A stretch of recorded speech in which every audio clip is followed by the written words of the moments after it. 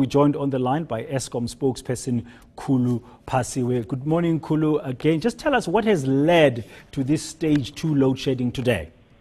Morning, Dan, and to our viewers as well. Well, unfortunately, this morning, Dan, we had multiple trips on some of our generating units, and as a result, we have been forced to implement stage 2 of load shedding starting from 8 o'clock to 11 o'clock this evening. Multiple trips. What causes a trip?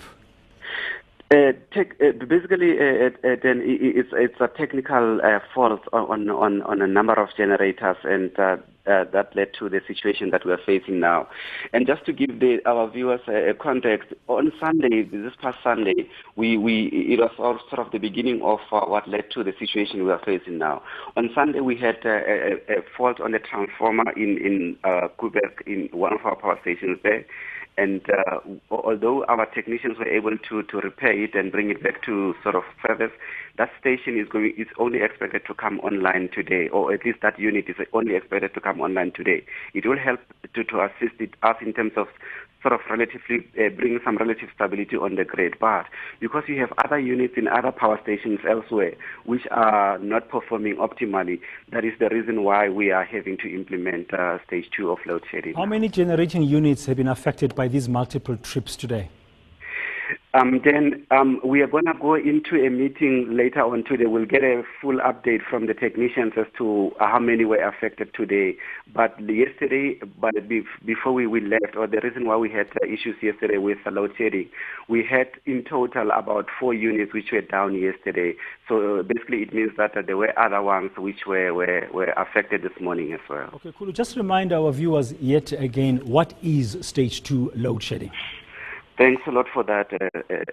Essentially, these stages are depending on how much power we need as a company to meet the demand.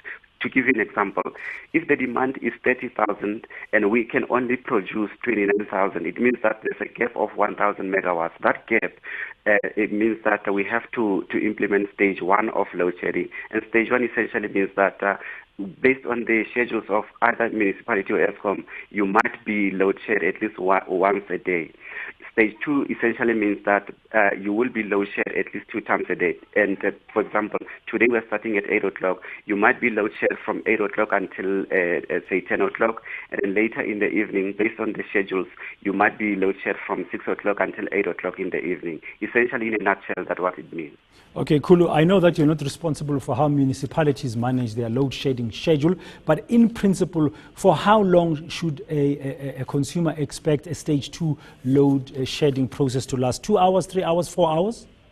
Then it depends on the municipal schedules. To give you an example, in Johannesburg,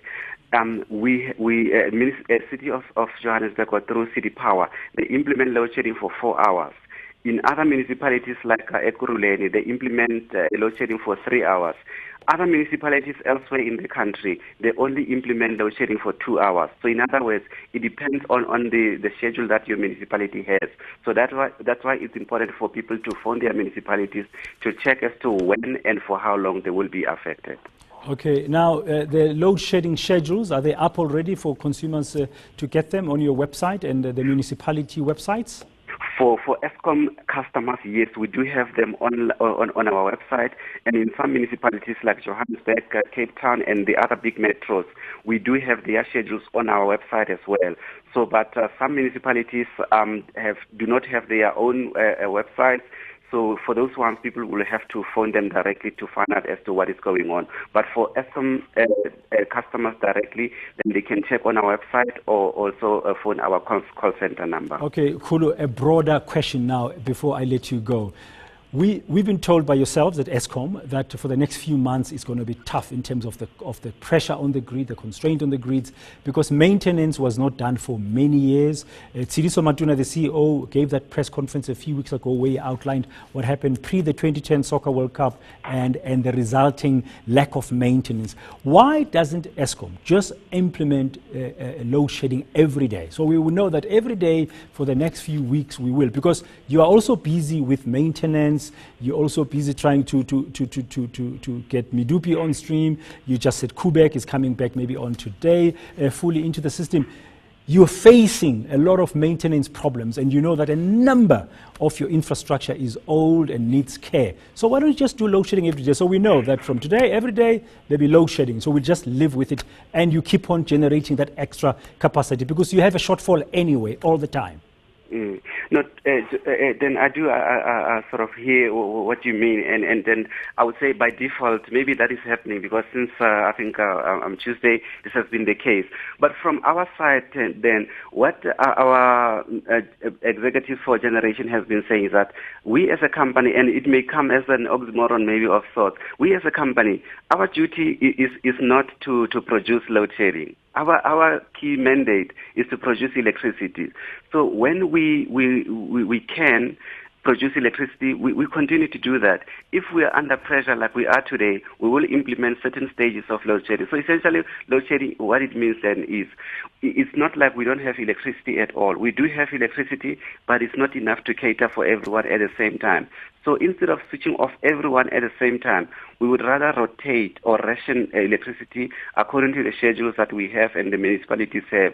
So we'd rather keep the system going or the economy also going instead of shutting everyone at the same time. And then that will have even much more deeper impact than what we are seeing at this day. Thank you very much, Khulu Phasiwe, Eskom's spokesperson.